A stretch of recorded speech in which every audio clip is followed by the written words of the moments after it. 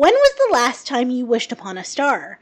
I won't ask what you wished for because I hope it comes true, but if you're out of practice with the whole concept of wishing stars, let me introduce you to Cozy Bee Games' newest, cutest game, Plush Parade. Hi friends, hope you're whelmed. I absolutely adore Cozy Bee Games, the studio that's brought me hundreds of hours of fun in the form of Lemon Cake, Alchemy Story, and of course, Ranch of Rivershine. I was expecting to like Plush Parade, a cozy, creative doll-making sim with an adorable, refined aesthetic that fans of the dev's previous work will recognize, but unsurprisingly, I ended up falling in love with it.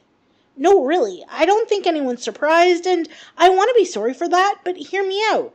If you like casual shopkeeping games, or were a fan of the dress-up flash games from the 2000s, this one's for you. I say that with confidence, despite this only being a first impressions video. At the time of recording, I've put almost 14 hours into Plush Parade across 2 save files, so I haven't unlocked everything yet, but I've finally completed a line of monster dolls that I'm happy with, so I feel accomplished. I'm on level 9, so the options for hair and eye colors are still fairly basic. The gameplay loop of make plush, sell plush is repetitive but rewarding, tickling the same part of my brain that lights up when I see a buy one get one free deal at my favorite pizza place.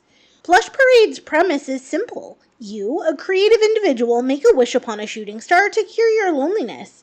Someone somewhere in the vastness of space answers your plea, and all of a sudden, you have a little talking plush friend who's confident that you can end humanity's loneliness epidemic by designing the perfect plushies, dolls that will be treasured companions for those who need them most. And in the process, you'll improve your craft as a doll maker, make money, and involuntarily participate in a wholesome, one-sided rivalry with a fellow plush maker. And just like the dev's other games, those who appreciate a good grind will find lots to love in Plush Parade.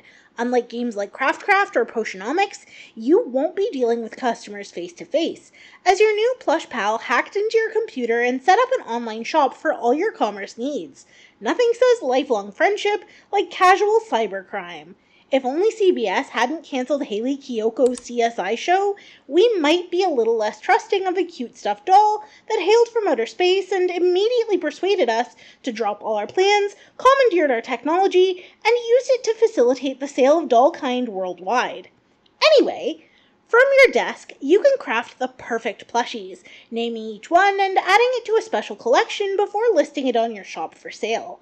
From your online storefront, you can review your plush's popularity, run promotions, manage your inventory, and even retire dolls temporarily until their popularity rises again, making them feel like limited edition grails instead of a plush that everyone has. As you can see from my screen, when you first start, your customization options are limited. You'll use this crafting book to flip through your available pieces, from the body to the eyes and brows to the hairstyle to the clothes and accessories. Even the starter pool of cosmetics can be mixed and matched to create unique dolls, imbuing them with their own personalities. But if you want to up your game and discover new options to really show off your style, you can pay to unlock hundreds of cosmetic options across 9 different themes, such as nature and gothic. The items are served up like a gacha game, hidden in colorful wrapping with tags to hint at what might be inside. The amount of money you pay to unlock pieces in every category increases with each pull. This is where you might start to notice the grind, though I have to admit, it's not nearly as lengthy as I was expecting. I've already completed multiple categories just to finish making matching or at least complementary sets of the dolls I currently have for sale. That's not to say you have to unlock every category in short bursts. In fact, it's probably better to bounce around between your unlocked themes until you can afford the more expensive pulls. As long as you keep an eye on how much money you have, along with promo and restocking fees, you'll be good. You'll start off with the pixel theme and make your way to the others by completing the trackable goals on your clipboard. Each level will come with an itemized checklist, and once everything has been done and dusted, a new theme will unlock. As you'd expect, it starts off easy and gets a bit more challenging as you progress. And if you're curious about anything on your desk, go ahead and click on it. You can sip a variety of teas from your mug, play or pause the radio, and even use the alarm clock to either control the flow of time or sleep until the next morning.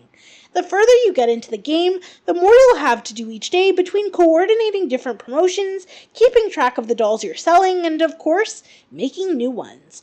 Also, the further you get into the game, the more your rival likes to sabotage your business. For reference, it should be noted that the word rival is said with the most enthusiastic of bunny quotes.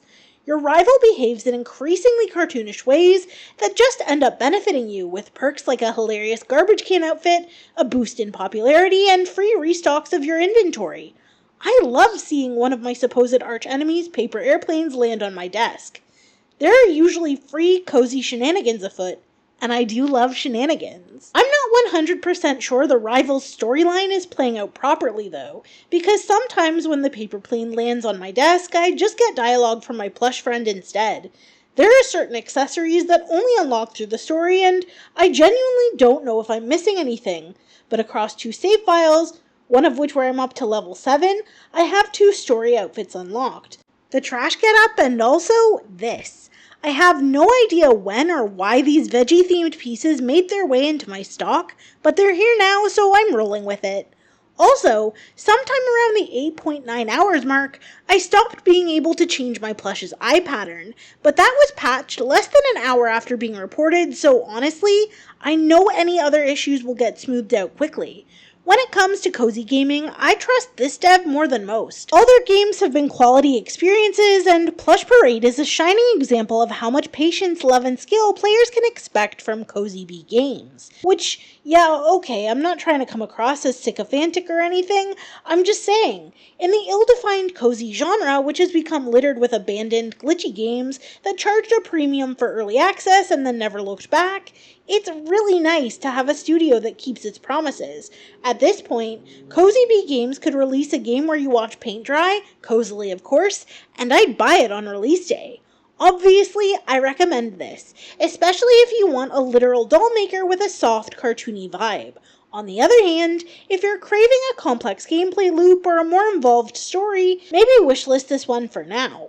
It will be there when you need something comfortable, and for $11.99 in Canadian money with a launch discount of $9.59 until June 11th, it's already paid for itself in terms of playtime. If you made it this far, thanks so much. If you enjoyed this, consider subscribing, leaving a like, and tapping the bell icon to see more like this.